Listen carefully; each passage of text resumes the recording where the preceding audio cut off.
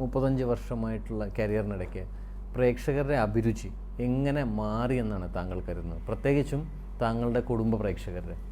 ഇല്ല, അത് സിദ്ദിഖ് പറഞ്ഞ അതിനാണ് കറക്റ്റായിട്ടുള്ള ആൻസർ ഉണ്ട് അതിൽ. അവർക്ക് ഇഷ്ടമാകുന്ന എല്ലാ മാറ്റങ്ങളും എല്ലാ മാറ്റങ്ങളും അറിയാതെ സംഭവിച്ചുകൊണ്ട് പോകുന്നുണ്ടല്ലേ. ഇപ്പോൾ ഗാന്ധിനഗർ സെക്കൻഡ് സ്ട്രീറ്റ് പോലൊരു സിനിമ എന്താ എടുക്കാത്തതെന്ന് ചോദിച്ചു കഴിഞ്ഞാൽ അത് ഇപ്പോൾ എടുക്കാൻ പറ്റില്ല, കാര്യം അന്ന് എടുത്തു പോയ സിനിമയാണ്. അപ്പോൾ അതനുസരിച്ച് ഒരു ആക്ടർ എന്നുള്ളതിൽ ആക്ടിങ് എന്നുള്ള രീതിയിൽ നമുക്ക് വലിയതായിട്ട് മാറ്റമൊന്നും ഞാൻ. അപ്പോൾ ആ കാലഘട്ടത്തിനനുസരിച്ച് നമ്മളിപ്പോൾ ഈ ഡ്രസ്സ് ചെയ്യുന്ന പോലെ തന്നെയാണ്, അല്ലെങ്കിൽ ഭക്ഷണം കഴിക്കുന്ന പോലെ തന്നെയാണ്. ഒരു 10 വർഷം കഴിയുമ്പോഴും ഭയങ്കരമായ മാറ്റങ്ങളുണ്ടാവും. അത് എല്ലാ ആർട്ട് ഫോമിലും ഉണ്ടാവും. ഡാൻസിലുണ്ടാവും, പാട്ടിലുണ്ടാവും. പഴയ പാട്ട് പോലത്തെ ഒരു പാട്ട് ഇപ്പോൾ പാടാൻ പറഞ്ഞാൽ ഉണ്ടാക്കാൻ പറഞ്ഞാൽ ഉണ്ടാകില്ല. ഇപ്പോഴത്തെ രീതിയിലുള്ള പാട്ട് അതെല്ലാത്തിലും റിഫ്ലക്റ്റ് ചെയ്യും. പക്ഷേ ആസ് ആൻ ആക്ടർ ആ ക്യാരക്ടറിലേക്ക് നമുക്ക് എന്ത് ചെയ്യാൻ പറ്റുന്നേ ഉള്ളൂ, അല്ലാതെ പുതുതായ രീതിയിൽ അഭിനയിക്കാൻ പറ്റില്ല. ഇപ്പോൾ പ്രേക്ഷകർക്ക് പൊതുവേ നന്മയുള്ള കഥാപാത്രങ്ങളെക്കാട്ടും തിന്മ ചെയ്യുന്ന കഥാപാത്രങ്ങളുടെ ഒരു ആഭിമുഖ്യമുണ്ട് എന്ന് താങ്കൾക്ക് കരുതുന്നു? ഇപ്പോൾ എല്ലാ ലോകം മുഴുവൻ അങ്ങനെയല്ലേ. നെഗറ്റീവ് എന്ന് പറയുന്നത് ഇതുങ്ങളൊരു കുട്ടികൾ കളിക്കുന്ന എന്താ, മറ്റേ ആളെ വെടിവെച്ച് കൊന്നു, ഇത് കൊല്ലുന്നു, അടിക്കുന്നു, അങ്ങനെയൊക്കെയുള്ള സാധനങ്ങളല്ലേ. വീഡിയോ ഗെയിംസ്, അല്ലെങ്കിൽ ടെലിവിഷൻ സോങ്സ്, അല്ലെങ്കിൽ ഭയങ്കര MTVയിലെ സോങ്ങുകളൊക്കെ ഒരു എന്താ പറയേണ്ട ഒരു നെഗറ്റീവ് എന്ന് നമ്മൾ വിചാരിക്കുന്നത്. അത് അവർക്കത് പോസിറ്റീവാണ്. അപ്പോൾ അതുകൊണ്ട് കാര്യമല്ല, നന്മയുള്ള കഥാപാത്രങ്ങൾ എപ്പോഴും ആ കഥാപാത്രമല്ല ടോട്ടാലിറ്റിയിൽ എന്താ ഉള്ളതെന്നാണ് നമ്മൾ ആലോചിക്കേണ്ടത്. മോഹൻലാൽ എന്ന നടൻ്റെ ഒരു USP എന്താണെന്നാണ്? ഒന്നുമില്ല, എനിക്ക് അറിഞ്ഞൂടാ. എനിക്ക് എന്നാലും സ്വയം വിലയിരുത്തുമ്പോൾ USPയെക്കാളും ഞാൻ ESPയിൽ വിശ്വസിക്കുന്നു.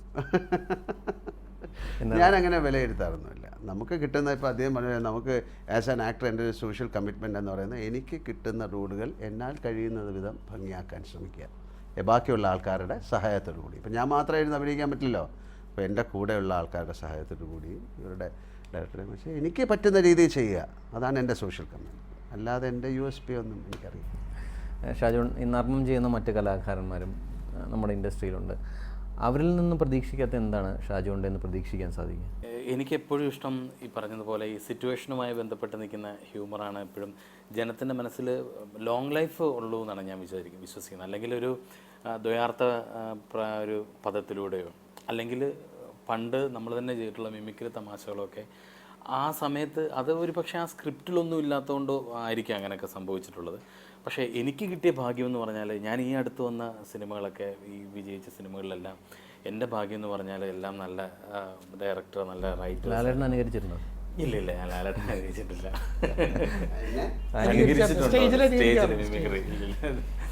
അപ്പോൾ അതാണ് ഭാഗ്യം. അതുകൊണ്ട് തന്നെ ഞാൻ ഏറ്റവും ഇഷ്ടപ്പെടുന്നത് എപ്പോഴും ആ സിറ്റുവേഷനിൽ, ആ സീനിൽ, അല്ലെങ്കിൽ എന്തെങ്കിലുമൊക്കെ പറഞ്ഞിട്ട് ചുമ്മാ ഓവറായിട്ട് എന്തെങ്കിലും പറയുക എന്നുള്ളതല്ലാതെ ആ സീൻ എന്താ ആവശ്യപ്പെടുന്നു, അല്ലെങ്കിൽ ആ കഥാപാത്രം എന്താ ആവശ്യപ്പെടുന്നു അത് മാത്രം പറഞ്ഞ് വളരെ, അതായത് കോമഡിക്ക് വേണ്ടി കോമഡി ഉണ്ടാക്കി പറയാതെ ലൈഫായിട്ട് നിന്ന് പറഞ്ഞാലായിരിക്കും ജനത്തിന് കൂടുതൽ ഇഷ്ടമാകുക എന്നുള്ളതാണ് എൻ്റെ ഒരു വിശ്വാസം.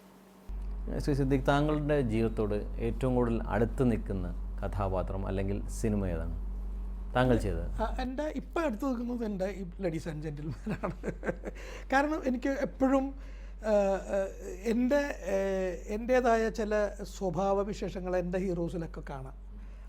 എല്ലാവരിലും ഉണ്ടാവുമെന്ന് തോന്നുന്നു. അപ്പോൾ എവിടെയെങ്കിലുമൊക്കെ ഉണ്ടാവും. ഇതിനകത്ത് തന്നെ ഞാൻ വളരെ പോസിറ്റീവ് ആറ്റിറ്റ്യൂഡിൻ്റെ ആളാണ്. എന്നെ ചീത്ത പറയുന്നവരോട് പോലും എനിക്ക് ചിരിക്കാൻ പറ്റും. അപ്പോൾ എല്ലാവരും പറയും, നീ ഭയങ്കര കള്ളനായതുകൊണ്ടാണ് ചിരിക്കാൻ പറ്റുന്നത്, ദേഷ്യം വരില്ലേ എന്ന് പറയും. ഞാൻ പറയും, ദേഷ്യം പെട്ടിട്ട് എന്താ കാര്യം? കാരണം ദേഷ്യപ്പെട്ടതുകൊണ്ട് അയാൾ മാറാൻ പോകുന്നില്ല. എൻ്റെ എനർജി ഞാൻ കളയുക എന്നുള്ളതാണ്. ഞാൻ മിണ്ടാതെ കേട്ടുകൊണ്ട് നിൽക്കും. പിന്നീടൊരവസരത്തിൽ ഞാൻ അയാളുമായിട്ട് മിങ്കിൾ ചെയ്യാൻ അവസരം കൊടുക്കില്ല. കാണുമ്പോൾ തന്നെ എന്ന് പറഞ്ഞിട്ട് ഞാൻ വഴിമാറിപ്പോകും. കാരണം നമുക്ക് കിട്ടുന്നത് ഒരു നെഗറ്റീവ് എനർജിയാണ്.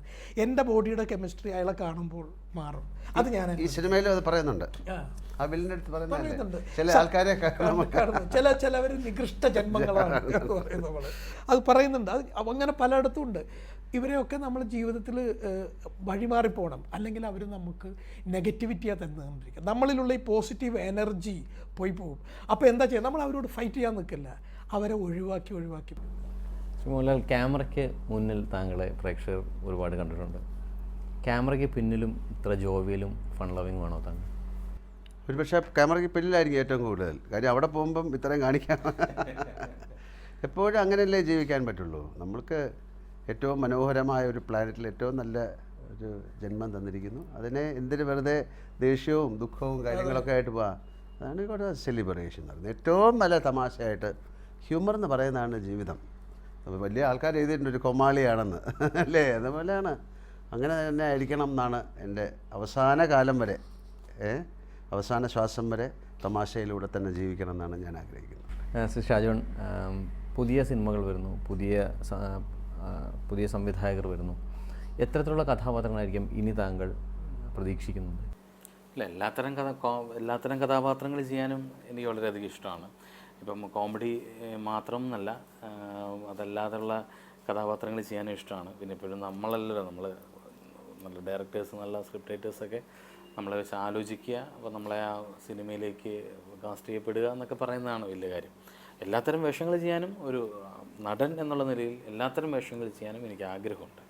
കഥയും കഥാപാത്രങ്ങളും താങ്കൾ ഇപ്പോൾ ഇങ്ങോട്ട് തേടിയെത്തുന്നത്, താങ്കൾ അങ്ങോട്ട് ഏതെങ്കിലും കഥാപാത്രങ്ങളെ തേടി പോകാറുണ്ടോ? അല്ലെങ്കിൽ നല്ല വേഷം? അങ്ങനെയൊന്നും ചെയ്യാൻ പറ്റില്ല. എങ്ങനെ ചെയ്യും? നിങ്ങൾ ഏറ്റവും ഇഷ്ടമുള്ള സിനിമ ഇനി വരാനിരിക്കുന്നേ ഉള്ളൂ എന്നാണ് ഞാൻ പറയുന്നത്. കാര്യം അങ്ങനെ കഥാപാത്രത്തെ തേടിയൊന്നും പോകാൻ പറ്റില്ല. അത് ഒരു എന്താ പറയണ്ടേ, അതൊരു ഹാപ്പനിങ് ആണ്, അറിയാതെ സംഭവിക്കുന്നതായിട്ട് എനിക്ക് പറയാൻ പറ്റുള്ളൂ. എൻ്റെ ഇതുവരെയുള്ള ജീവിതാനുഭവം അതാണ് എന്നെ പഠിപ്പിക്കുന്നത്.